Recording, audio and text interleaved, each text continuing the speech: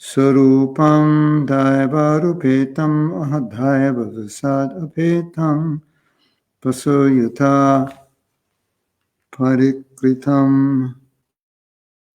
Dhiramadhan Daha Deham material body Cha and Tam that Na not Charamaha last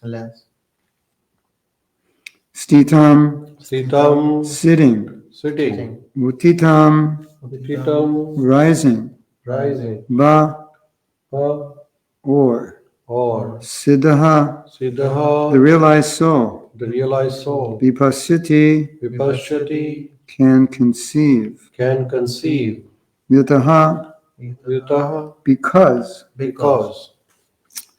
Adhyagamat he has achieved Surupam his real identity Daivat according to destiny Upetam arrived Atha moreover Daiva Vasat according to destiny Apetam departed Vasaha clothing Yata as Parikritam put on Madira Mada Andaha one who is blinded by intoxication because he has achieved his real identity. The perfectly realized soul has no conception of how the material body is moving or acting, just as an intoxicated person cannot understand whether or not he has clothing on his body. Of course, if you're going to spread Krishna consciousness in this world, you cannot allow yourself to forget about your body. Otherwise, you could be walking around naked and not notice. Purport. This stage of life is explained by Rupa Goswami in his Bhakti Rasamrita Sindhu. A person whose mind is completely dovetailed with the desire of the Supreme Personality of Godhead and who engages 100% in the service of the Lord forgets his material bodily demands. Yeah. He forgets, or a slightly lower stage, he tolerates. The bodily demands are not dictating, but he's dictating what the body does. The body's not dictating what he does. And what's referred to in this verse is that he's transcendentally situated, and he may forget that he actually has a body, which is interesting. For us, anyway, how could you forget you have a body? So the example is of a person who's intoxicated. Maybe if you're intoxicated enough, you become oblivious to your body. So, yeah. Anyway, at least I think one thing we can understand, we're pretty oblivious to our soul. Let's just switch the equation around. Other way around. Yeah. We're oblivious to our soul and conscious of our body. They're oblivious to their body, conscious of their soul. That's where they're situated. But as I said, in order to preach Krishna consciousness, they won't remain on that platform because they wouldn't function. They wouldn't be able to function properly if they were always transcendental. Like sometimes I joke that the symptoms of bhava develop for one who is a pure devotee. So when they chant, their body shakes, they're crying, they're choking. So my joke is, if you're on the stage of bhava, don't chant and drive, because you could go into ecstasy and transcend and forget you're driving, right? could forget everything on this plane. But sometimes that happens. And sometimes we saw with Prabhupada that he would kind of leave this plane, and then he would just stop whatever he was doing, speaking or singing, and just stop. He couldn't go further. And then he'd come back and occasionally would apologize. So sometimes he couldn't control it, but it's not something that you normally do. So it said the Mahabhagavad, they will come to the second class platform to preach. So they're kind of sometimes appearing ordinary, just like us.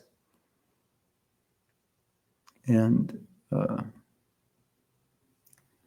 not exactly like us. I think with Prabhupada, sometimes he kind of went in and out a little bit.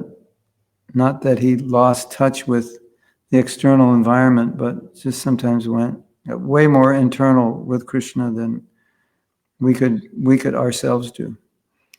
And if you look at my Japa books, and the cover shows Prabhupada chanting, and you can see he's not really on the material plane just by looking at that picture. You could see he's really with Krishna. And if you hear Prabhupada chanting, it definitely sounds like he's not.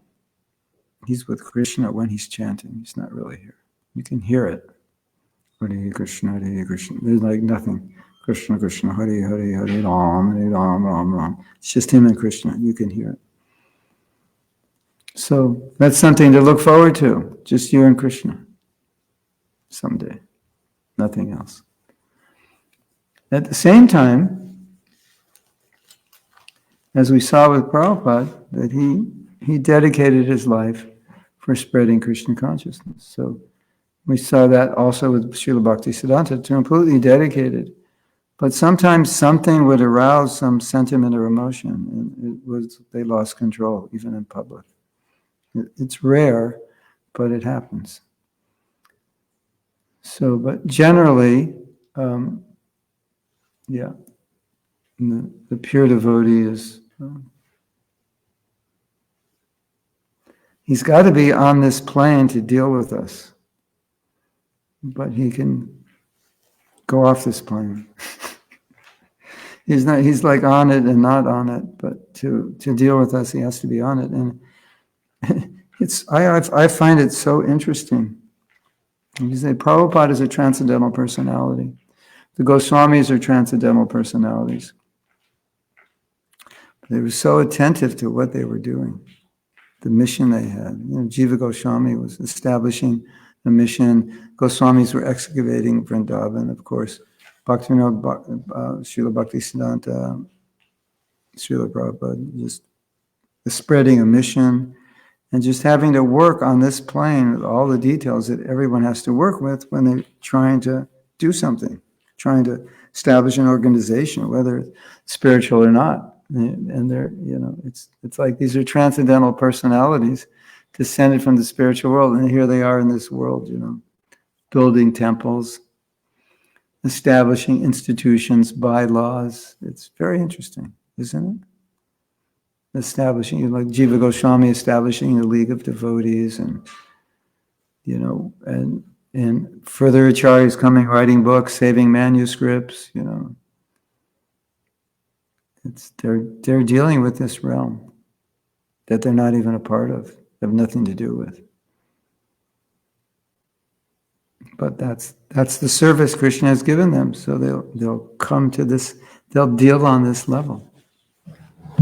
You could say, well, for a pure devotee, they'd rather just be hearing and chanting all day, and that's it, and remaining in a transcendental position. But it's not what Krishna wants them to do, and it's not what they come here to do. So in that sense, they make sacrifice. And Prabhupada told us that Srila Bhaktisiddhanta, whenever a devotee wanted to just chant, he would say, no, go out, preach. That's the mission. Go out and preach. Don't be a Babaji. Don't just sit and chant. So you could just sit and chant and be transcendental, but that's not what they advocated.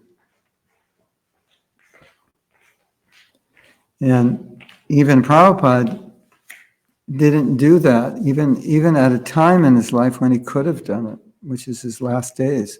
That would have been the natural, or the last month or two, that would have been the natural time for him to retire, go into samadhi. Although other acharyas have done that. But he didn't do that. Bhaktisiddhanta didn't do that. They continued preaching. And, even when Prabhupada knew he wasn't going to live, still he's thinking about the organization, putting everything in order, giving instructions, very much on this level. Which you would think that's the time he would just forget it, He didn't. And then, as we know, Prabhupada was translating his books practically to his last breath, which was his service to his Guru Maharaj, and he never gave it up. He could have, but it is said Prabhupada's preaching was his bhajan, so that was Prabhupada's samadhi, in a sense. Prabhupada said, you work now, you'll take samadhi later, you'll go into samadhi later. But Prabhupada's samadhi was spreading Krishna consciousness, manifestation of his compassion. Right? So he was right here with us. He could be transcendental, translating his books and chanting his japa, but when he was with us, he was right with us. And that's the sacrifice of the pure devotee. And not only was he with us, but look what he was dealing with.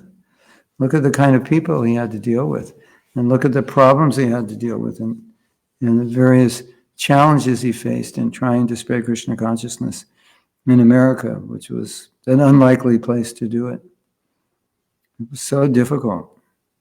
And he was right here on this plane, dealing with it wisely and guiding people wisely. It's very interesting. Anyway, I find it interesting that someone who is so transcendental also has such practical knowledge of how to deal with the world. So, any questions on that or comments? So, Prabhuji, sadhana and compassion, self-compassion and the compassion towards others. In the medical field also, we have self-compassion. The doctors are compassionate towards the patients, but at the certain time, they have to be compassionate for their own self, because otherwise there is a burnout issue, a lot of burnout issues among the doctors. You call it compassion fatigue? Compassion fatigue, probably. So similarly, there's a separate course for the doctors called self-compassion. Oh, nice. You have to understand that you have certain compassion towards yourself also, right. Yes. before you put distribute the compassion. So similarly in spiritual life also, should we be compassionate towards our soul, towards oneself, before we become start distributing the compassion? We should. But the interesting thing about it, well, Prabhupada said, save yourself first, then save others. But it's a little different than I think what a doctor experiences, because sometimes part of saving yourself is to save others, because it helps you. I'm going to go out and distribute Prabhupada's books. Why? I might say, well, you're so compassionate, and you might say, no, I'm doing this for myself. I know it's going to help them, but I need to do it. So that's there also. So we take care of ourselves through sadhana. We get enough rest, take care of our health, take care of our emotional well-being, and then we give Krishna consciousness. But that giving also helps us. Mm-hmm. It's also part of our self-compassion program. Absolutely. I had a nightmare the other night, and my nightmare was I was in some situation and I couldn't preach Krishna consciousness, and I was in total anxiety. I said, I can't live like this. I have to teach. And I lived in Mayapur for 6 years, and periodically I would go out, and people would say, why are you leaving the Dham? I said, leaving the Dham because I need to go out and preach. Mm. So I visit other temples in India for my own well-being. Mm. So that's there also. Yeah, absolutely. Like preaching also involves a lot of austerities, and like you're visiting so many places, Yes. and I have little experience of that, not to the extent what you have, like staying at different places and Yeah. getting used to the different environment, and facilities are not the same, and food is No, not the they're same, not, no. and there's a lot of stress on your body and your mind Yeah. and your family at the same time, and Yes. economics, and so many things are Yes. involved. Yes. So if we have that type of fatigue, which involves a lot of physical price to be paid for the same, so We'll burn out though. burnout, yeah. If we're not. So I'll give an example. I think most devotees my age have already burned out, so they don't burn out anymore because they know how to burn out. And so once you know how to burn out, you know how not to burn out.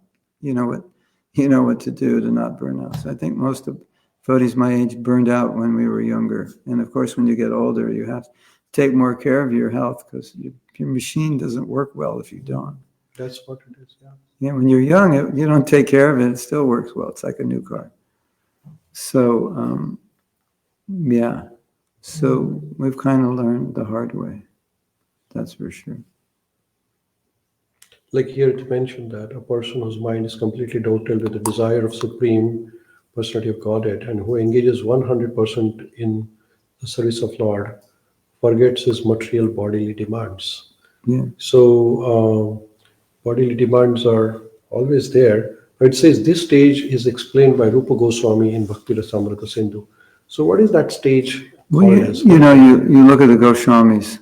They're very. Yeah, they were. The thing is, like Prabhupada had diabetes and he'd eat sugar, and he's only sleeping like 3 hours at night. So how many people could function with diabetes and eat sugar and sleep 3 hours? And so only those who realize they're not the body. It's like, okay, my body is tired or whatever, the insulin problem, whatever, blood sugar is up, down, and you just keep going, so it's, my perception of Prabhupada is like, he didn't allow his body, as little as possible, did his body dictate. He's like, this is what I want to do, so I'm going to do it. Mind over body. Very much, yeah. But like the Goswamis, they're transcendental living entities. So they could also not really take care of themselves. Mm-hmm. Just that time that they could have taken care of themselves, they don't want to waste because they could be doing service. But they could do that. It wasn't an impediment to their service. And if we did that, it would be an impediment. And say, I'm so weak, I'm underweight, malnourished, I can't function, I can't think straight. But sometimes it's said that their energy was not coming from what they were eating. Mm-hmm. It was coming from a different source. So so they could function even without, but you can't imitate that. Yes. So, I mean, if you take care of the body, you can serve probably longer and better, probably. Well, younger devotees thought like burnout was synonymous with surrender. So it's almost like they'd go for burnout. Like, let's just go longer hours, sleep less, eat less, keep working. And because you see that example with the pure devotees, that's the example that Prabhupada says. He's going, not stopping. So we thought, okay, well, that's the example. So it was almost like subconsciously, if we hit burnout, it was like, yeah, jackpot. I burned out in Krishna service. And, when you burn out and you're young, you recuperate fast. You don't even know you're burned out. You just take a little nap and you're fine. Take a day off, But it doesn't work when you're older. There is various levels of burnout. Like some people get mental disturbances also, which cannot recuperate quickly.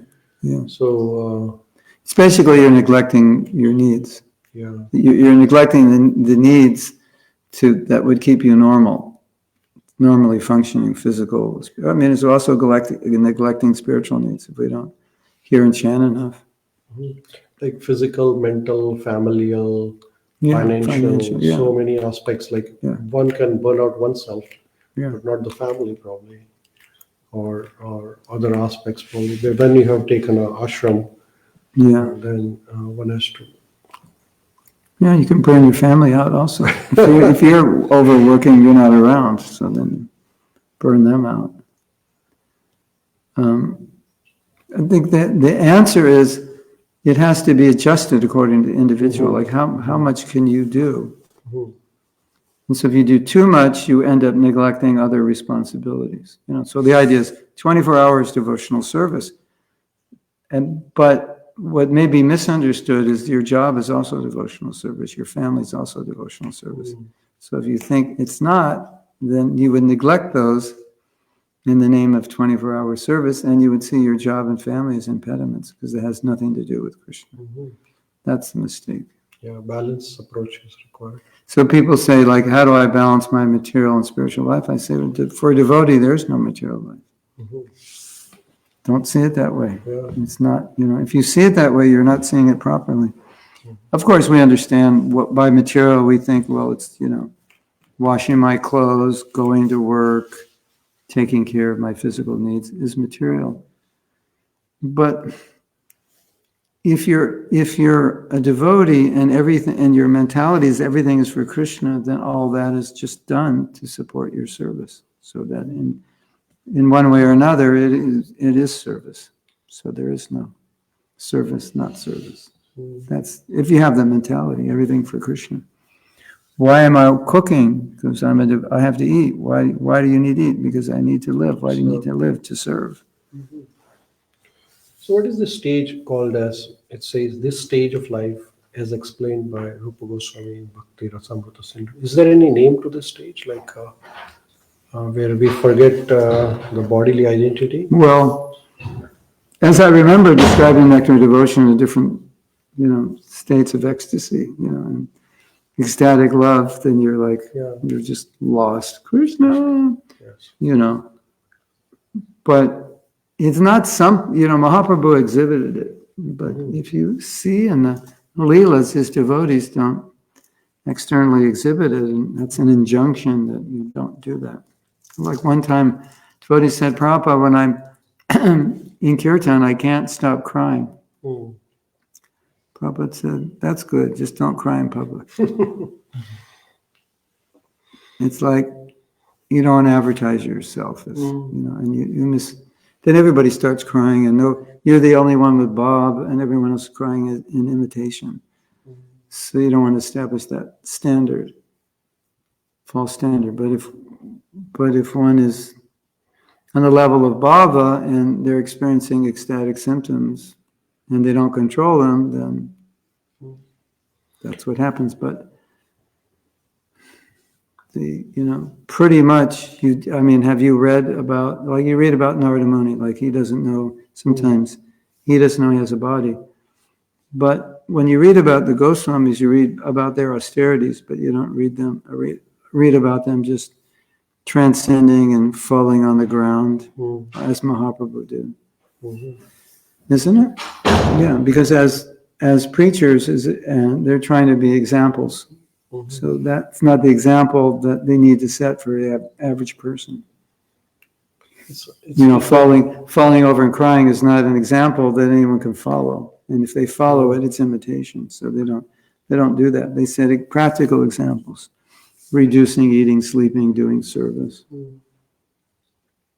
So we don't see this so much, but at any moment they can go to that plane, and it's like Nectar Devotion says, for these liberated souls, they have their connection with Krishna, and they can go off in that while they're here, but they could be in both at the same time.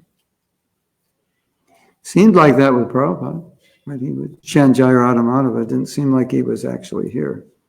And then he'd chant and finish Jai Om Vishnupad and give the class, and seemed like he's right here, and he's giving the class. And one class, he choked up in one class because he was talking about, I forget what he was talking about, how much Krishna loves his devotee or something. It was just, kind of went off.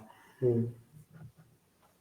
And, in the last days when Prabhupada wasn't eating, and the doctor said, there's nothing to protect. There's no flesh. Mm. So just whatever's there is One. it's rubbing the bones, and it's very painful. He said ordinary people couldn't tolerate it, and Prabhupada wasn't complaining. So actually we could say he was in quite a transcendental position at the time of death, but still conscious on this level. Is that the prema stage? When you forget yourself? Like he says, the stage is explained by Rupa Goswami. Yeah. Is that Well, final stage like a prema where you forget? Generally, it's explained that prema cannot exist in a material body. So the body could tolerate bhava, those ecstasies of bhava. That's bhava. And then you go to Krishna Lila, and then you get prema, and then go back to Godhead. At least that's one explanation, that the power of prema is too intense for a material body to embody it. You have to have a spiritual body. Then So this stage is bhava or prema? Yeah, I would say that's bhava, yeah. If we go with this conception that the material body cannot handle prema, then it's bhava. This is the ecstasies of bhava. When bhava is just the beginning stage of love, where these ecstasies manifest. Because of the intensity of love, as you know, when emotion is very intense, they're physical symptoms. So to reach to the stage of bhava, like Adho Sattva, Sadhu Sangha, Bhajana Kriya, Anartha Nivrutti, and then the bhava, Nishta, Ruchi, Asakti, Bhava. How do we get there? Yeah. Chant good japa. Yes. Hear Bhagavatam, associate with devotees. I think one thing that slows it down is offenses. Not that I think, I know. So, if we're moving slowly, that's always a good place to look. Am I critical of devotees? Am I minimizing something? Am I in some way, am I not chanting properly? Am I offending the holy name? Am I not introspective, internal? Maybe it's there. It's got to be, if we're not progressing steadily, if some attraction is not gradually developing, then at some point, if you've been a devotee for so many years and you feel like, I'm just not attached to Krishna, I see the deities and it's like, okay, I'm not feeling something. I chant and I don't feel much.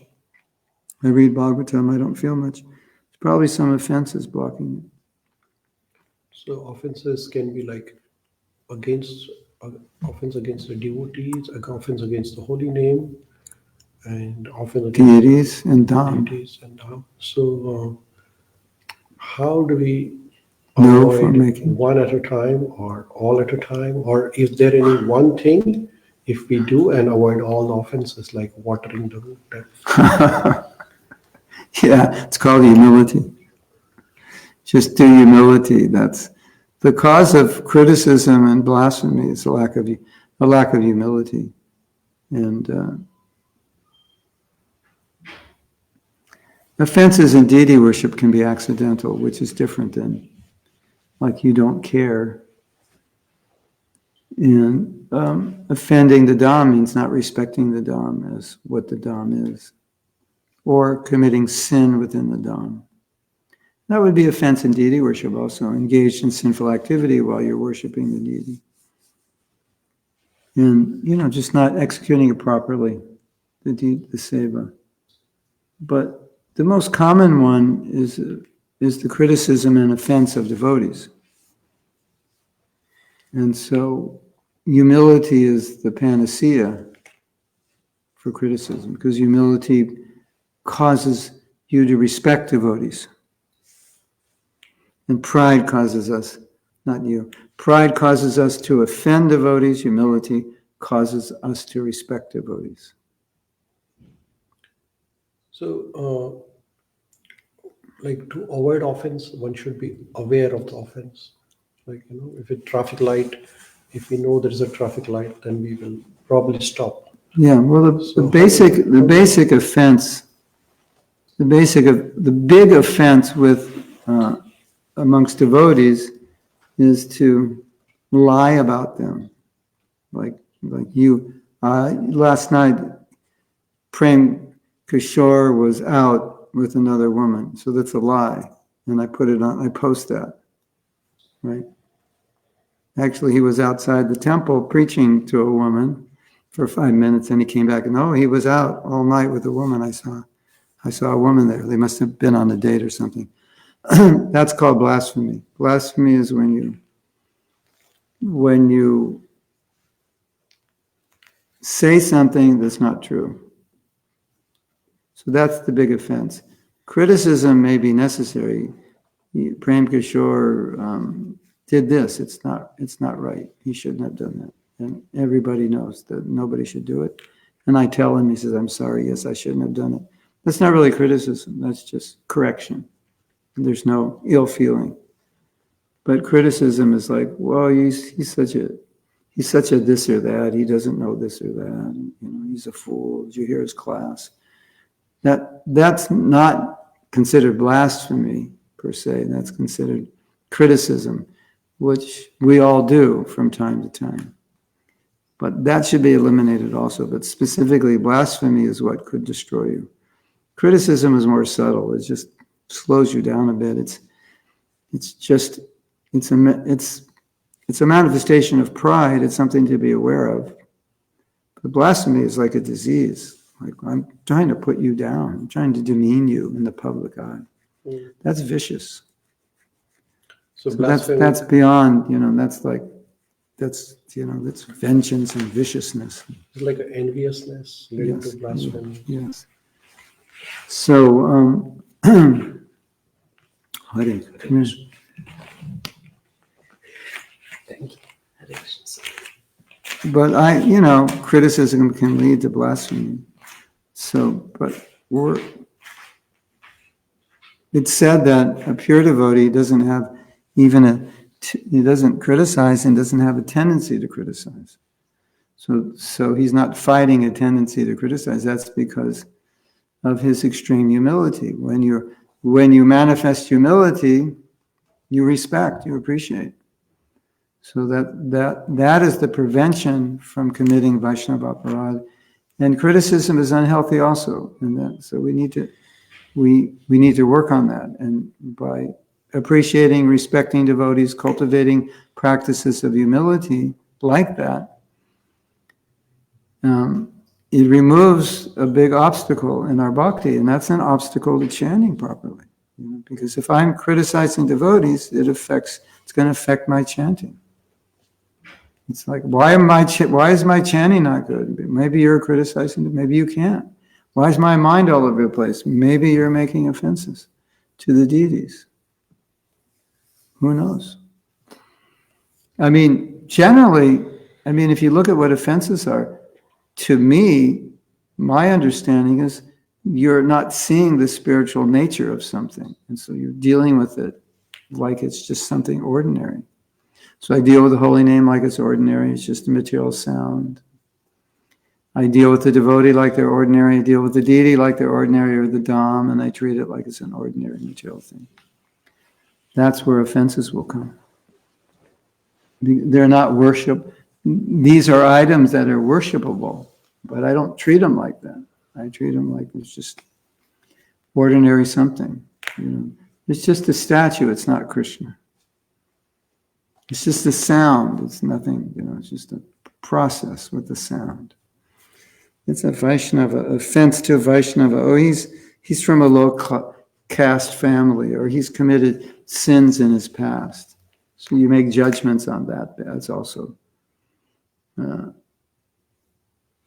also criticism, and often we're criticizing because we want to look good.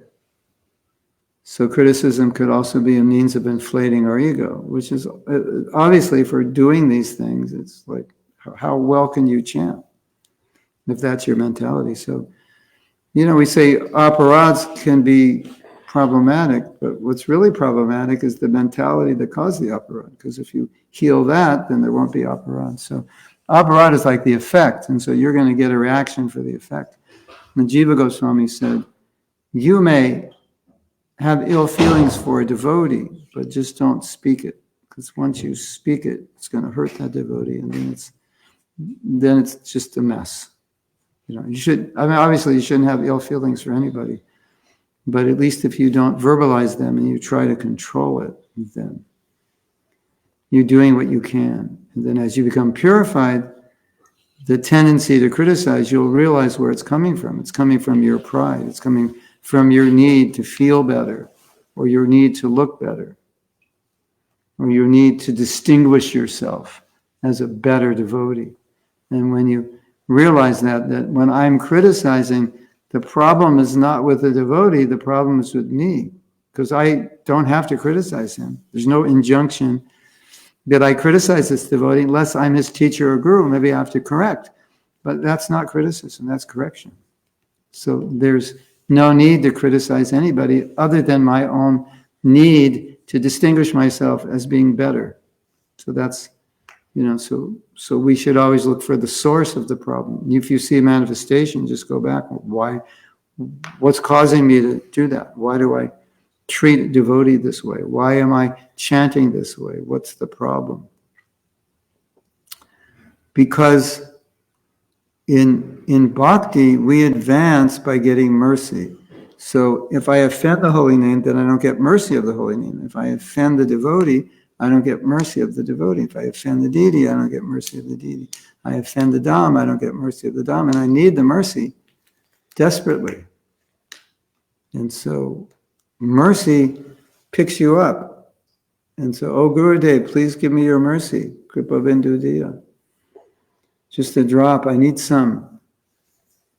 And if I offend, then the mercy, the dam of mercy, it's closed, it's stopped. And I don't get any mercy. And if I don't get any mercy, I can't advance.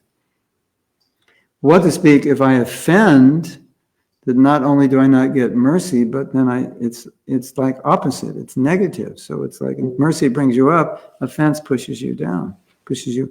Aparad distances you from Radha, distances you from service and worship. So not only, it's not neutral, it's pushing you away. So sometimes a devotee will leave, and a lot of people kind of knew they were going to leave because they were very critical. And we just knew if he continues this way, that offense will then neutralize his ability to serve, and he'll have no desire to serve. So maybe to avoid all the 4 different kinds of offenses, deity offense, namaprad, offending to a devotee, or dhamaprad. So maybe we need to little slow down, and before we say or do something, just contemplate whether this is going to take me towards Krishna or away from Krishna, probably, and then we may be able to avoid some of those. Probably slowing down may help. Well, think before you do, probably. I think that is useful, but also the problem is deeper. Because, as I said, well, if we slow down, okay, I'm chanting the holy name, this is Krishna. If I honor the holy name as Krishna, that is the way I won't make offenses. When I don't honor the name as Krishna, I'm likely to make offenses because I take it as just an ordinary sound. And then, I just have to chant my rounds, so I just chant it. Finish it off. Yeah, but I don't chant it as this is Krishna. So I'm not really worshiping the holy name. I'm not really praying to the holy name. I'm not honoring the sound as non-different from Krishna, sound incarnation. So the same thing, obviously, with the devotee. Oh, he's just a Oh, I know him. He comes from this city in India. Those people there, they're all like this. And I know his family. He comes from this caste. But actually, he's a great devotee. But I'm not seeing that. I'm minimizing that. Same with the deity. Oh, it's just stone. I don't believe in all of this. How can Krishna be there? So that's where you have to start, because if you see something as material, then you will engage with it as something material. Yeah. If you see something as spiritual, you will respect it properly. So Vaishnav, you can't serve Krishna directly, you have to serve his devotee. Krishna doesn't let you go directly. So most important thing is love your guru, love the devotees. It starts there. And so we should love the devotees. Instead of loving them, I criticize them because I take them for granted. I don't see them as tadiya, in relation to Krishna, as the devotees are part of Krishna's entourage, his paraphernalia. So if anything I see is material, I'll deal with it materially, and that means I will minimize it in some way. As an administrator, like say, you get disappointed with somebody. Yes. And then you might say something because you are disappointed now. Yes. And that might offend someone. Yes. So then does that affect our progress? Yeah, it does.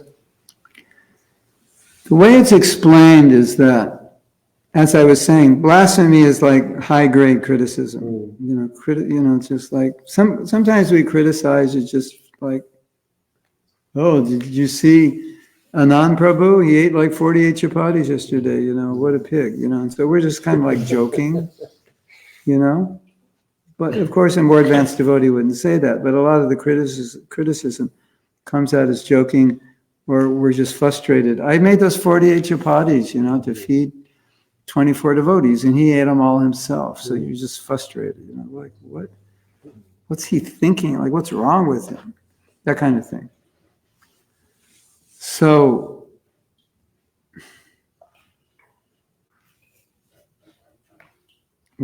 I forgot what you were asking. So the question is, sometimes we have to be a little stricter. You're dealing as administration, yeah. And then that might offend someone. Yeah. So yeah, and if it maybe your just intention is just to help and it offends them. So that's also just following the rules, regulations. Yeah. So like we Prabhu, say, you need to do this. Don't tell me what to do. And then, he's offended now. Yeah. You're telling me again and again. Okay. So so we've made a distinction between criticism and blasphemy. So criticism is not going to destroy you. Blasphemy is criticism, it's not good. It'll interfere with, your ability to execute pure bhakti. So you don't want to do it, but it's not going to destroy you. Blasphemy is where you get into that destruction realm, especially when you blaspheme a Mahabhagavad. That's like, so we see in Shastra, once you do that, it's like, your bhakti is like stopped now. Yeah. If you blaspheme a second-class devotee, it's bad, but not as. If you blaspheme a brand new devotee, it's bad, not as bad.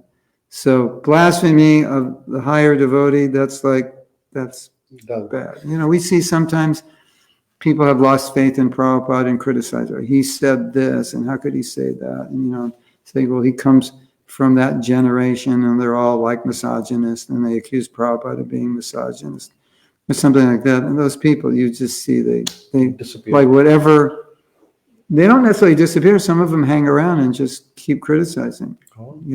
It's like whatever they understood about bhakti, it's like it gets covered. So you see that, and then you sometimes see that in the name of serving Prabhupada, they're criticizing his dearest devotees, dearest disciples. And so they kind of lose, with that blasphemy, they lose their intelligence a bit. These are just things I've observed. So if you are in a position of administration, sometimes you'll have to instruct, people won't like it. Is it an offense if they get offended? You could say yes, but everything in bhakti is about your intention. So if your intention is to help somebody and they get upset, it's not really that you're offensive, even though it's not good for the relationship, and it's not good that they've taken offense. And it could disrupt your japa one day, and you're just chanting, this devotee doesn't like me, and I offended him, and I was trying to help him, and but it's not like going to destroy your bhakti. And that's just part of the austerity of being in charge. The challenge of being in charge is you have to see what devotees are doing, and you have to discuss when they're making mistakes. You have to discuss it, either with them or another group or both. So your heart always has to be in the mood of, I'm a humble servant, and I don't think I'm better. I'm just trying to help. Because if you're in a position of a guru, whether diksha or siksha, or some kind of mentor, then often you have to correct. But you have to correct from the position of I'm serving you. Not from the position that I'm better. Authority. Yeah. So, yeah. Yeah, so all this, do you have any questions? I would just say, if it's not your fault, and still if someone criticizes you, and in that case, there would be a chance that you might feel something about them, right? Like if it's a senior devotee and he criticizes you because and you didn't did anything wrong or intentionally wrong, then in that case, what to do? Would that be, because you will feel right that he's a senior devotee, but in your mind you will still think how can he tell this to me, or in front of everyone, how can he criticize? So in that situation, how we can just make our mind stable that again he's a senior devotee, so we have to still respect him.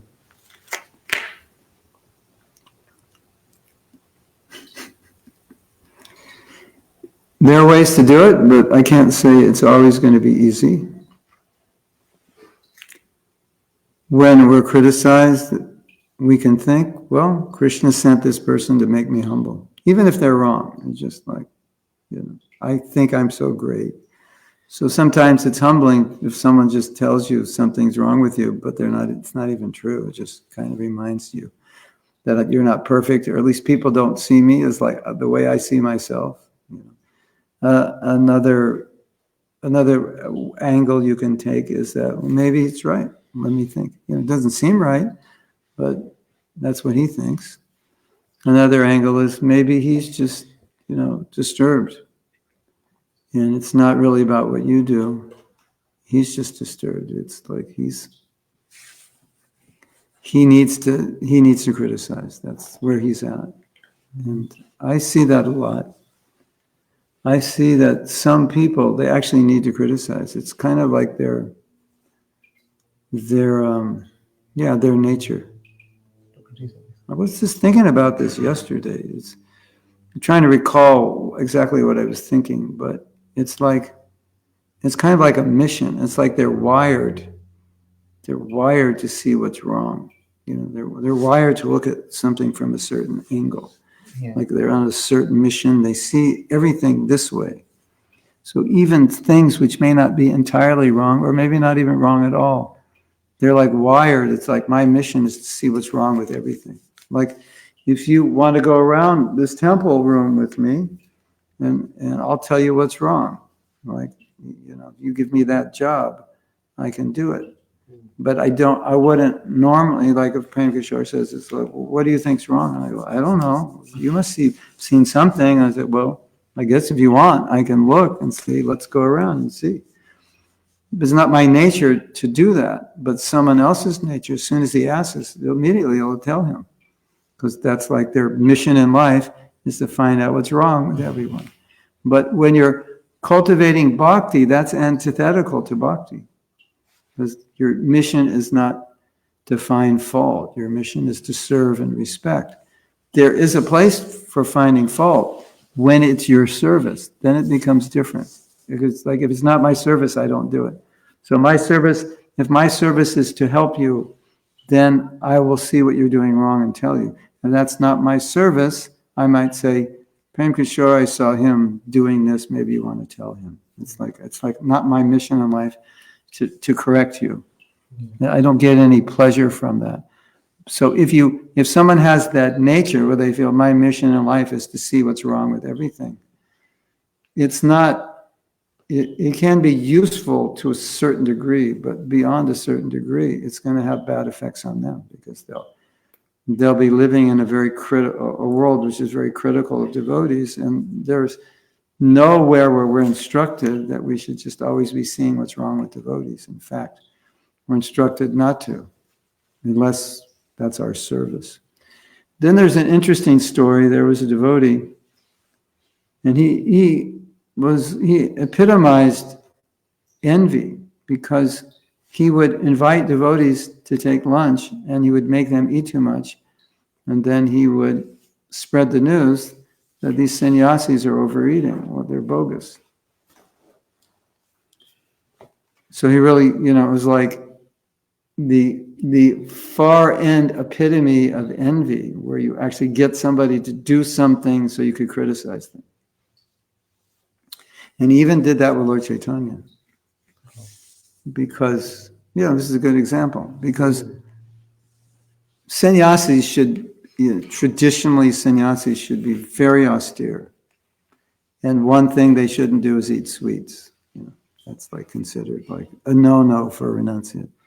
Not that Prabhupada didn't eat sweets, but in that time and culture, that was what people considered. If someone was a sannyasi, they would eat very simply.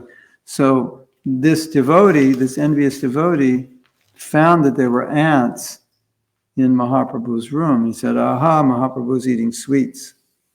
So Prabhupada said, there's ants everywhere. Eating the sweets or no sweets, there's ants everywhere.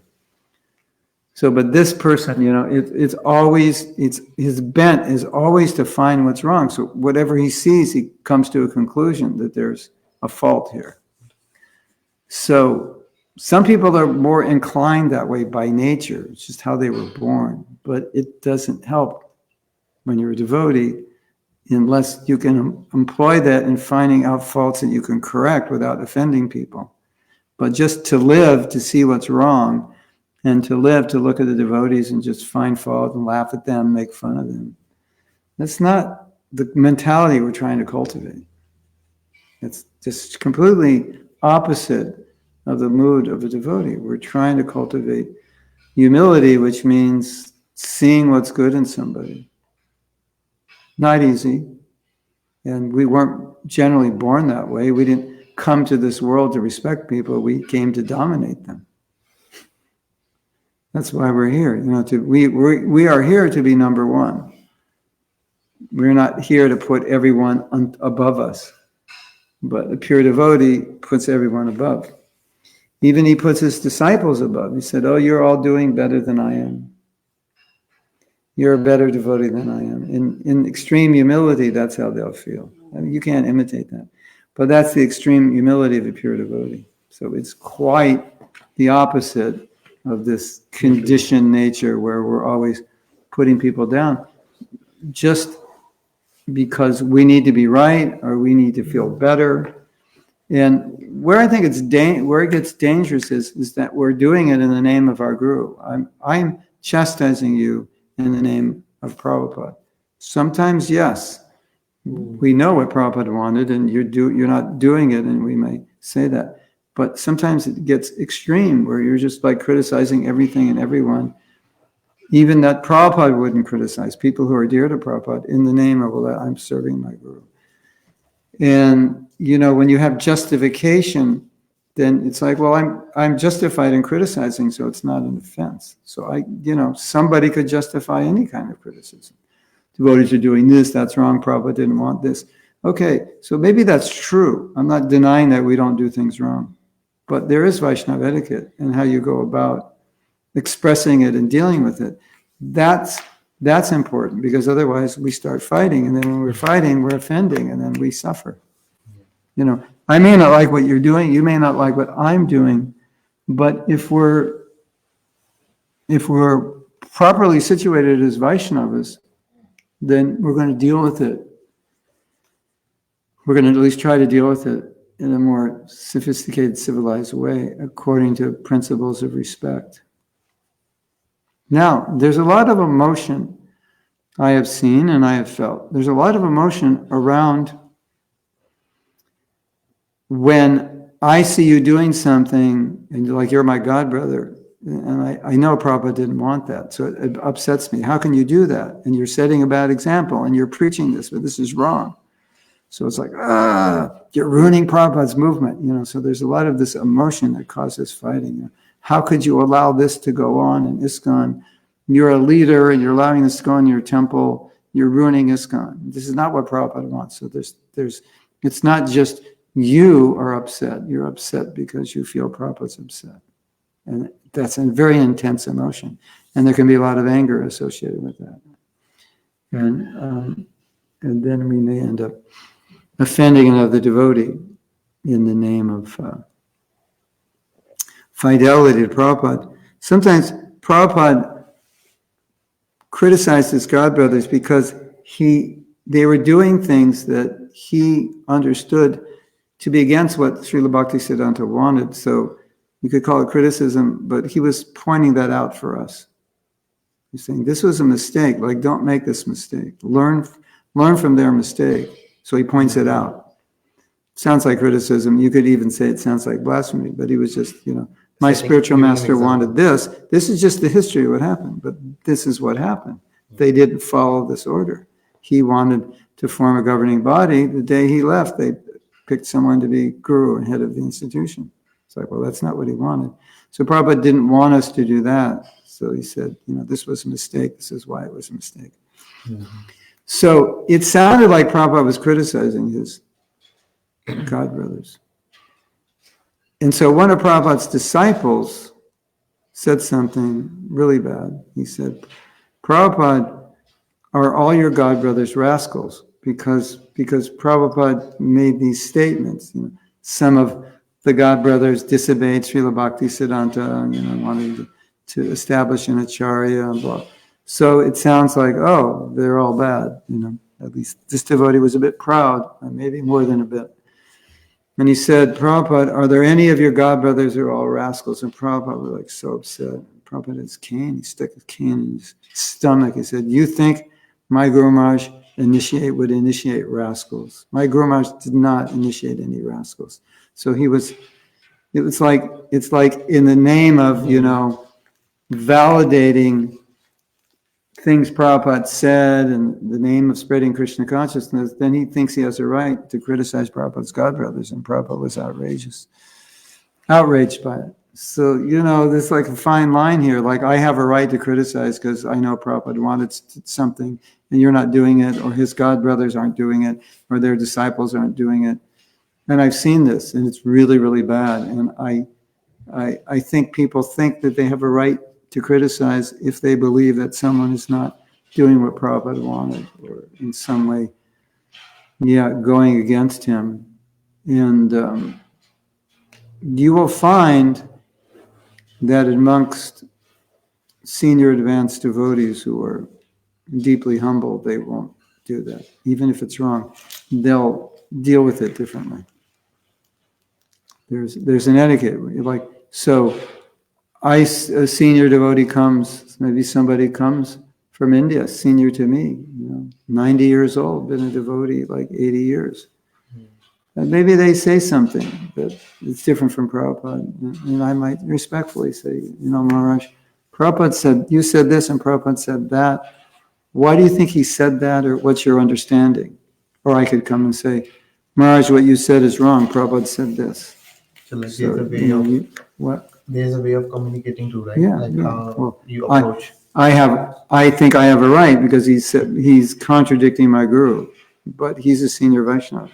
I'm a junior, so I have to act in accordance with my position. Mm-hmm. Now, if he said something that was like a atom bomb on this temple, or atom bomb on ISKCON, or he offended Prabhupada, that's different. You might have to take a different stand, and just say, Maharaj, what you said is wrong. And if you want to come here and like that, you have to retract that statement. Because he said something which is contradicting very important points in the way Prabhupada explained our philosophy. So you may have to take that stand sometimes. But you would say Maharaj with the utmost respect and deference to, but this is wrong, something like that. Yeah. And you're willing, and inside you're saying, well, I have to stop this, and I'm trying to do it respectfully, but if I've done it disrespectfully, then I'll take the karma, but I have to stop this, so you might, but you're not in this mood of fault finder. You're trying to navigate within the realm of etiquette. Did that answer your question? I forgot what you asked. Yeah, no, it is. Yeah. You have any question? Yeah, so His only question is, what's for breakfast? yeah, we'll make offering now. Hare Krishna. Thank you, Prabhu. So it really helped us to understand how to progress from different Yeah, stages well- to bhava and prema. But the main thing is to avoid the offenses. Yeah, offenses is the problem. That's what's, why am I going from 0 to 100 in 100 years? Why can't I go from 0 to 100 in 5 years? It's offenses.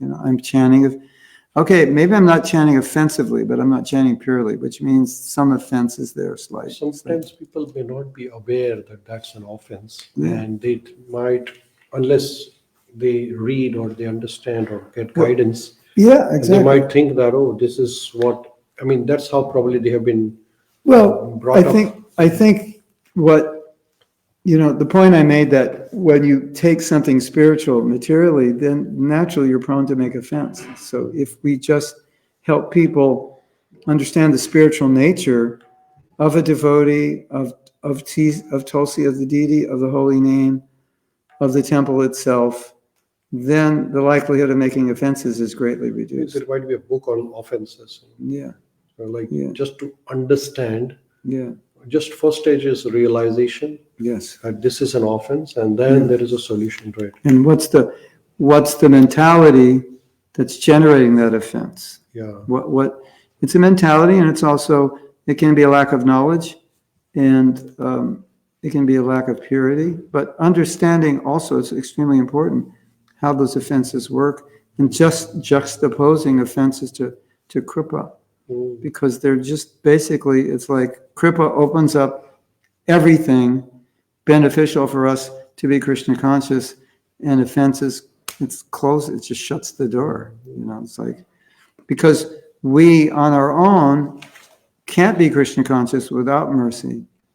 So if you shut the door on mercy, you just lost your opportunity. And then you can still engage in the process, but the process gives mercy. But if you offend Vaishnavas, then there's no mercy.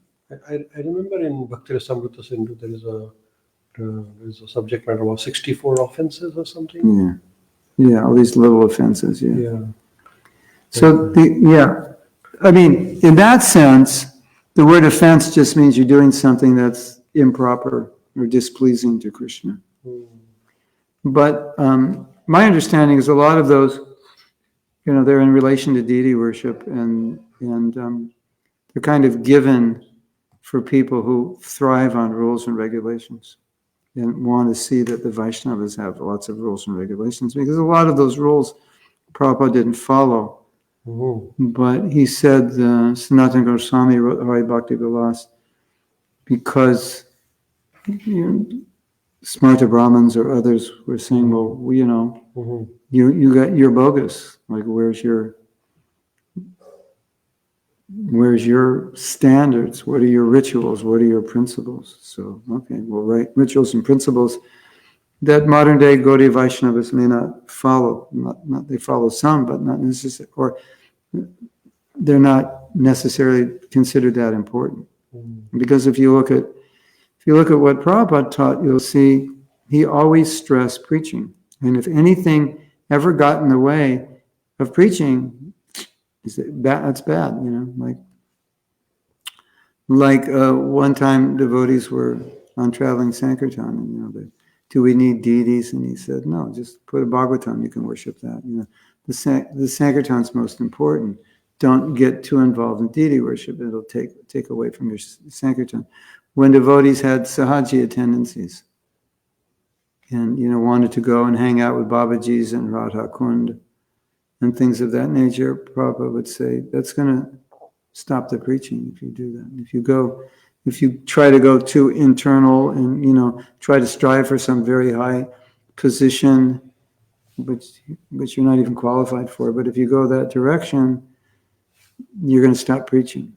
So we could see, what was the ritual that Prabhupada established. Ultimately, the ritual was give Krishna to everybody.